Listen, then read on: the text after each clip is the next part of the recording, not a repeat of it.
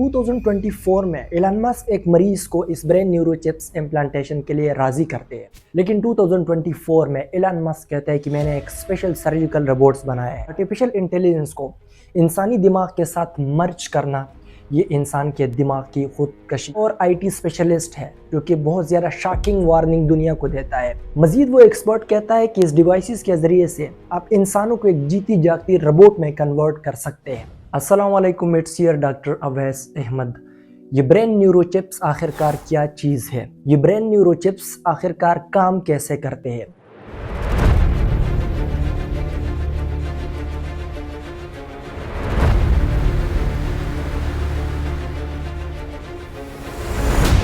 इस electronic neuro chips के इंसानों की ज़िंदगी पे क्या असरात हो सकते हैं? क्या गलत और क्या सही असरात फ्यूचर में हो सकते हैं?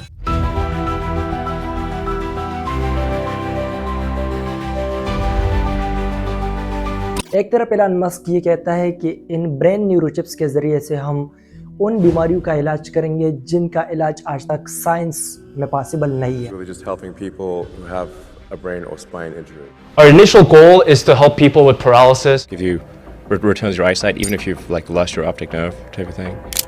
Really? Yeah, absolutely. Hearing, restore limb functionality. Our goal is to solve important spine and brain problems with a seamlessly implanted device. लेकिन दूसरी तरफ कुछ लोगों का मानना है कि एलन मस्क इंसानों को कंट्रोल करना चाहता है। एलन मस्क चाहता है कि इंसानों को रोबोट्स में कन्वर्ट करे।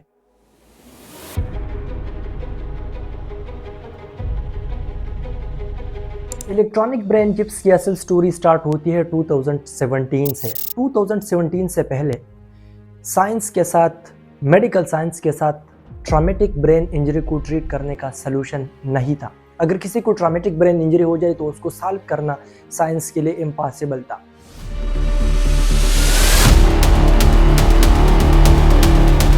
लेकिन 2017 में 2 न्यूरो साइंटिस्ट हैं। एक का नाम है पेड्रो मोहसिनी और दूसरे का नाम है रेंडोल्फ नोडो।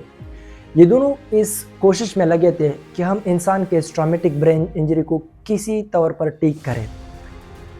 अपने इस ख्वाब को कन्वर्ट करने के लिए इन लोगों का यकीन ये था कि ये सिर्फ और सिर्फ इलेक्ट्रॉनिक ब्रेन चिप्स के ज़रिए से ही पॉसिबल हो सकता है। इलेक्ट्रॉनिक ब्रेन चिप्स को बनाने के लिए इन दोनों ने स्ट्रगल शुरू की। ये दोनों दिन रात मेहनत करते थे। इनिशियल वक्त में तो ये दोनों कामयाब हो गए, लेकिन इनफ फंड ना होने की वजह से ये अपने प्रोजेक्ट को कंटिन्यू ना कर सके। इन दोनों के ख्वाब को रियलिटी में कन्वर्ट करने के लिए दुनिया का सबसे अमीर तरीन इंसान एलन मस्क आता है और उनके साथ सपोर्टिव हैंड मिलाता है और उनको कहता है कि आप लोगों की इस ख्वाब को हकीकत में कन्वर्ट करने के लिए मैं आप लोगों को इनफ फंड प्रोवाइड करूंगा। इस 2017 से न्यूरालिंक कंपनी की असल कहानी स्टार्ट होती है। ये न्यूरालिंक कंपनी एक प्राइवेट कंपनी है। इसका ओनर आजकल एलन मस्क है। ना सिर्फ ये 2 साइंटिस्ट बल्कि मज़ीद 6 साइंटिस्ट यानी टोटल 8 साइंटिस्ट इस कंपनी में काम करना स्टार्ट करते हैं। इस कंपनी में न्यूरो साइंस, बायोकेमिस्ट्री और रोबोटिक एक्सपर्ट्स मिल के काम करते हैं कि किसी भी तरह इस ब्रेन न्यूरो चिप्स की क्रिएशन करें।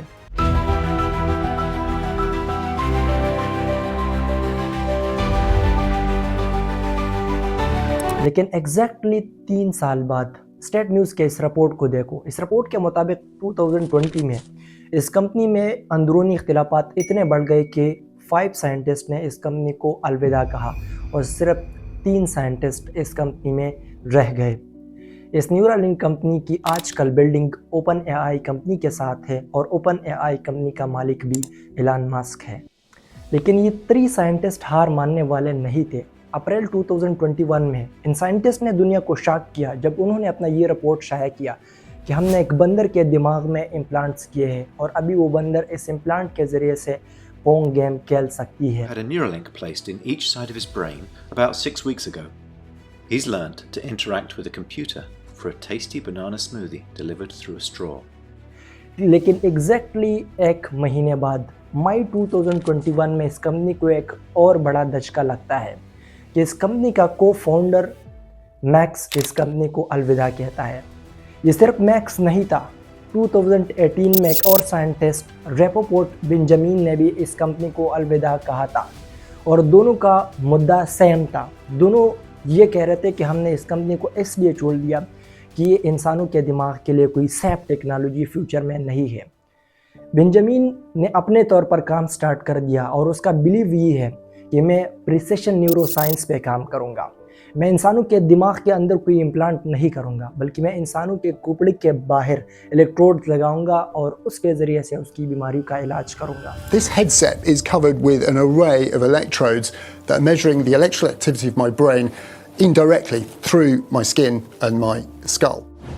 इस ब्रेन न्यूरोचिप्स की इम्प्लांटेशन सिर्फ एक मंकी में नहीं हुआ था, बल्कि 2017 से लेकर 2020 में न्यूरालिंक कंपनी और यूनिवर्सिटी ऑफ कैलिफोर्निया ये पार्टनरशिप साइन करते हैं कि हम दोनों ने मिलकर काम करना है, और ये लोग इस 3 साल में 7 मंकियों के लिए ये ब्रेन इम्प्लांटेशन करते हैं।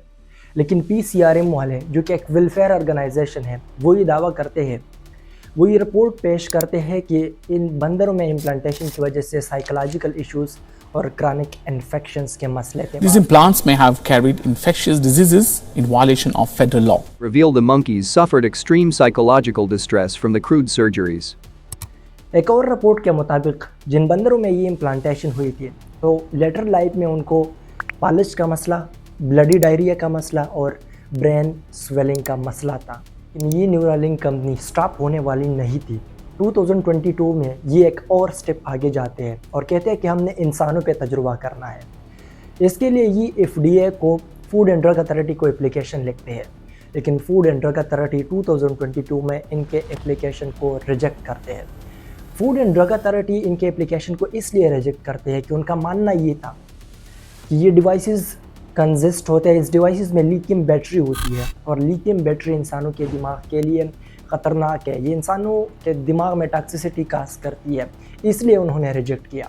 दूसरी बात ये थी कि उनका मानना था कि ये डिवाइस ब्रेन में एक जगह से दूसरी जगह शिफ्ट हो सकता है, जिसकी वजह से इंसान का दिमाग काम करना छोड़ सकता है। जो तीसरा कंसर्न ऑफ रिजेक्शन था FDA का, वो ये था कि कैसे आप लोग इसको इंसानों के दिमाग में इम्प्लांट करोगे सेफली, और कैसे सेफली आप इंसानों के दिमाग से इसको रिमूव करोगे। क्या गारंटी है कि इसके इम्प्लांटेशन और इसकी रिमूवल से इंसानों के दिमाग में कोई डैमेज नहीं होगा। लेकिन एलन मस्क हार मानने वाला नहीं था। 2008, Elon Musk is bankrupt. SpaceX has failed 3 times. Tesla is on the brink of collapse. 2024 में एलन मस्क एक मरीज को इस ब्रेन न्यूरोचिप्स इम्प्लांटेशन के लिए राजी करते हैं। उस मरीज का नाम था नोलान आर्बग। उसने कुछ सालों पहले एक्सीडेंट किया था और उसके दोनों पाँव और दोनों हाथ ये पैरालाइज हुए थे, पालज उनको हुआ था। Tech billionaire Elon Musk is saying his Neuralink company has successfully implanted one of its wireless brain chips. Is devising implant. Elon Musk is promising superhuman abilities after revealing a brain chip has been implanted in a second patient. उन्होंने इस मरीज़ के लिए brain न्यूरोचिप्स की implantation की, और न्यूरोचिप्स की implantation करने के बाद वो मरीज़ खुद ट्विटर पे कहता है कि मैं इस ब्रेन न्यूरोचिप्स के ज़रिए से मैं स्क्रीन को मॉनिटर कर सकता हूँ, कंप्यूटर के स्क्रीन को, और इसके ज़रिए से मैं चेस गेम खेल सकता हूँ। All from there to there. Yeah, man. Arbaugh was the first Neuralink patient. He opened up to Good Morning America back in May. I was just very happy that I would be a part of something that I believe is so monumental in this next step forward of helping people with paralysis. But the most interesting question is that how this device work. ये device एक Kine size device है, सिक्के की तरह एक device होगा। इस device के साथ बहुत ज़्यादा फाइन थ्रेड्स अटैच होंगे, फाइन धागे इसके साथ अटैच होंगे। इस डिवाइस को आपके दिमाग के अंदर इम्प्लांट किया जाएगा और ये फाइन थ्रेड्स ये आपके पूरे दिमाग को कवर करेंगे। ये फाइन थ्रेड्स में इलेक्ट्रोड्स होंगे जो आपके दिमाग के सारे न्यूरनल एक्टिविटीज़ को रिकॉर्ड करेंगे और उसको सेंड करेंगे इस ब्रेन न्यूरो चिप्स में। ये चिप्स कनेक्ट होगा एक मोबाइल के साथ या एक कंप्यूटर के साथ ब्लूटूथ डिवाइस के ज़रिए से। ये चिप्स ब्लूटूथ के ज़रिए से इस मोबाइल को या कंप्यूटर को सिग्नल भेज देगा, इंफॉर्मेशन सेंड करेगा। फिर न्यूरालिंक कंपनी ने एक स्पेशल सॉफ्टवेयर या स्पेशल एप्लीकेशन या स्पेशल ऐप बनाया होगा जो कि आप इस मोबाइल में यूज़ करोगे। उस एप्लीकेशन में ब्रेन का ये लैंग्वेज डिकोड होगा कि ब्रेन क्या कहना चाहता है। जो सिग्नल आई है उसको डिकोड करेगा और इसके अकॉर्डिंगली एक कमांड जनरेट करेगा और उस कमांड को वापस ब्रेन में भेज देगा ब्लूटूथ के ज़रिए से। फॉर एग्जांपल, आप पैरालाइज हो गए हैं, आपको पैरालिज हुआ है, आपको के चारों लिम्स काम नहीं करते, लेकिन आपका दिमाग चाहता है कि आप वॉकिंग करें, आपका दिमाग चाहता है कि आप चल सके। तो ये ब्रेन चिप्स वाला ये डिवाइस इस एक्टिविटी को रिकॉर्ड करेगा और इस एक्टिविटी को सेंड करेगा इस मोबाइल एप्लीकेशन में। मोबाइल एप्लीकेशन में ये आपका ब्रेन का लैंग्वेज डिकोड होगा कि दिमाग चाहता है कि लिम्ब को मूव करे, आप वॉक कर सके। इसी तरह वो कमांड जनरेट करेगा ये सॉफ्टवेयर और कमांड वापस दिमाग में भेज देगा और आपका हाथ काम करना स्टार्ट करेगा। 2022 में न्यूरालिंक कंपनी को FDA ने इसलिए रिजेक्ट किया था कि उनके साथ ये रीज़न नहीं था कि वो कैसे इस डिवाइस को सेफली इम्प्लांट करेंगे और कैसे सेफली रिमूव करेंगे। लेकिन 2024 में एलन मस्क कहता है कि मैंने एक स्पेशल सर्जिकल रोबोट्स बनाया है और वो स्पेशल सर्जिकल रोबोट आपके दिमाग में इस डिवाइस को इम्प्लांट करेगा और वक्त आने पे इस डिवाइस को आसानी से वो सर्जिकल रोबोट रिमूव करेगा। यार Elon Musk business minded person है। वो कहता है कि मैं इस प्रोडक्ट को पूरी दुनिया में कमर्शलाइज करूँगा। इसके लिए उन्होंने प्लानिंग की है और जो फर्स्ट प्रोडक्ट है उसका नाम है टेलीपैथी। टेलीपैथी जब वो लॉन्च करेगा तो ये कैसे काम करेगा, टेलीपैथी डिवाइस कैसे काम करेगा, ये आपके ब्रेन में इम्प्लांट होगा और आपके मोबाइल के साथ या आपके कंप्यूटर के साथ ये कनेक्ट होगा और आप बग़ैर किसी हैंड मूवमेंट के, बग़ैर किसी टाइपिंग के, बग़ैर कुछ करने के, जस्ट सोच के ज़रिए से इंटरनेट पे सर्च करोगे। फॉर एग्जांपल आपके दिमाग में आ गया कि मैं इंटरनेट पे ये सर्च करूँगा कि एलन मस्क के ब्रेन न्यूरोचिप्स कैसे काम करते हैं, तो आप सिर्फ और सिर्फ सोचोगे और ये मोबाइल में खुद ब खुद सर्च होगा। या आप गेम खेलना चाहते हैं तो उसके लिए आपको हैंड मूवमेंट की ज़रूरत नहीं होगी, बल्कि आप सोचोगे और सोच के ज़रिए से ही वो मोबाइल में गेम चलेगा।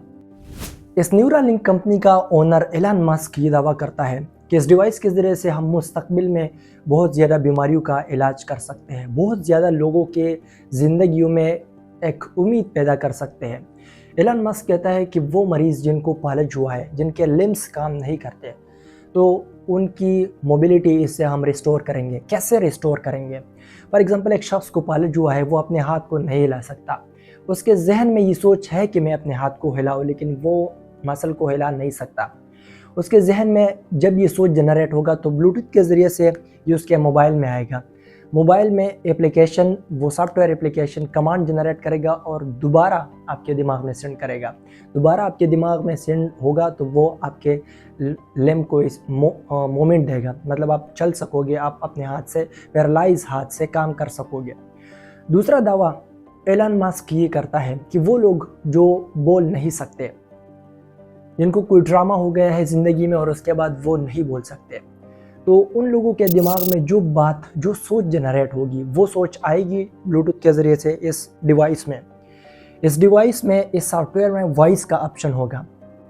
वो आपके दिमाग के इस सोच को वॉइस में कन्वर्ट करेंगे और दूसरा बंदा इसको सुनेगा कि आप क्या कहना चाहता है। मज़ीद एलन मस्क कहते हैं कि इस डिवाइस के ज़रिए से हम आपके मेंटल जितने प्रॉब्लम है, मेंटल हेल्थ के, वो भी ट्रीट करेंगे। फॉर एग्जांपल एक शख्स को एंजाइटी है, एक शख्स को डिप्रेशन है, या एक शख्स को सिंपल फैटीज है, वो टायर्ड हो गए काम करने से, तो वो कहते हैं कि हम आपके इस सिम्टम्स को भी इस डिवाइस के ज़रिए से कंट्रोल करेंगे।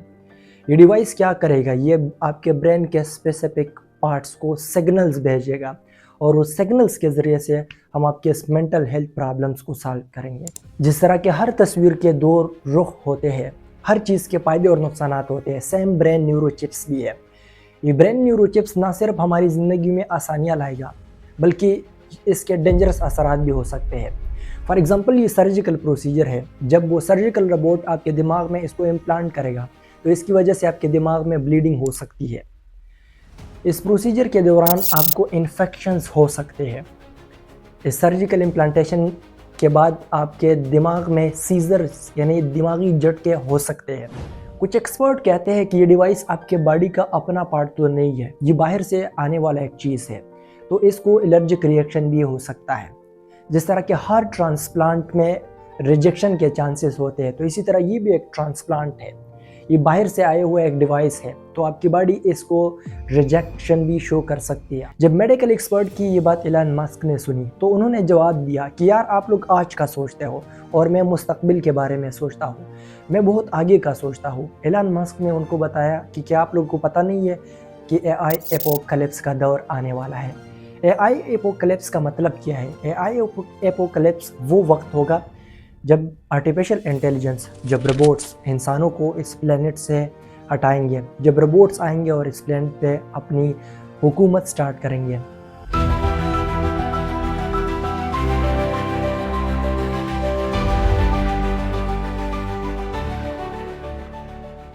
एक और कॉग्निटिव साइकोलॉजिस्ट है, सुसान श्नीडर उसका नाम है। सुसान श्नीडर कहता है कि आर्टिफिशियल इंटेलिजेंस को इंसानी दिमाग के साथ मर्ज करना ये इंसान के दिमाग की खुदकशी है। वो कहता है कि it's suicide for human brain. But on the other hand some people oppose this cognitive psychologist. वो कहते हैं वी बिलीव इन टेक्नोटोपिया। वो कहते हैं कि इस डिवाइसेस के ज़रिए से हम अपने दिमाग के मेमोरी को स्टोर कर सकते हैं और वक्त आने पे अगर किसी का खुदा न ख्वास्ता हाफजा चला गया, उसने कोई एमनीजिया उसको हो गया, तो इस डिवाइस के ज़रिए से हम वो डाटा जो कि हमने स्टोर किया उसके दिमाग से हम वापस उसके दिमाग में डालेंगे।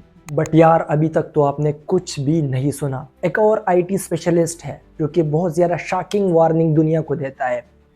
एक आईटी स्पेशलिस्ट है टर्की का। वो ये कहता है कि इस डिवाइसेस को हैक किया जा सकता है फ्यूचर में।